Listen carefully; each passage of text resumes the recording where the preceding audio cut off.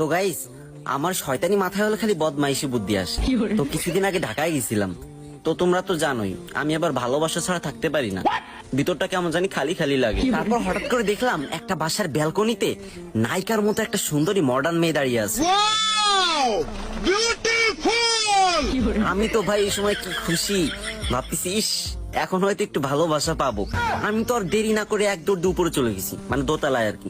দোতলায় গিয়ে calling bell press করছি, সাথে সাথে মেয়েটা দরজা খুলছে। দরজা খোলার পর আমি তো এক নজরে মেয়েটার দিক তাকিয়ে আছি, হা করে কিছুক্ষণ এভাবে হা হা করে তাকিয়েছিলাম। তারপর মেয়েটা এরকম করতেছে আমার চোখের সামনে হাত দিয়ে। তারপর বললো, এই যে মিস্টার, কি চান আপনি এখানে? হ্যাঁ, আপনি কে? তো তখন আমি বললাম, আমি পারভেজ ভাই, আমারে চিনেন না? আমি তো ওই যে টিকটকে মুজরা করি, মুজরা।